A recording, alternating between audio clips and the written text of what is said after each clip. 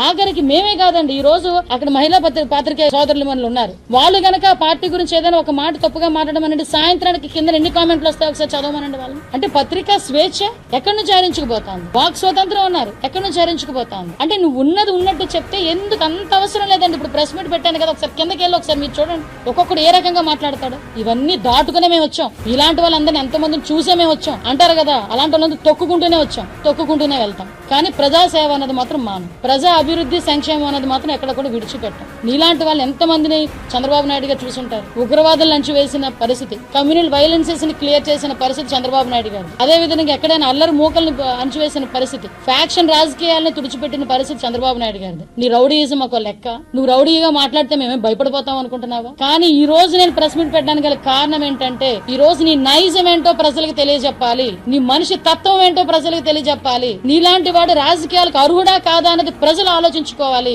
నీలాంటి వాడికి అధికారం ఇంతకు ముందు ఇస్తే ఎలాగ నాశనం చేశారో ఈ రోజుకి కూడా ప్రజలు గుర్తు పెట్టుకోవాలి. నువ్వు ఏ తండ్రిని అధికారం అడ్డం పెట్టుకుని డబ్బులు సంపాదించేవు, ఏ తండ్రి చావును అడ్డం పెట్టుకుని రాజకీయాల్లోకి వచ్చేవు, ఏ బాబాయ్ హత్యని బేస్ చేసుకుని ఈ రోజు అధికారంలోకి వచ్చేవు, ఆ రోజు ఈ రోజుకి కూడా అదే విధ్వంసాన్ని కొనసాగిస్తున్నావు అన్న విషయాన్ని నీకు గుర్తు చేయాలి, ప్రజలకి గుర్తు చేయాలనే ఉద్దేశంతోనే ఈ రోజు మీ అందరి దగ్గరికి రావటం జరిగింది.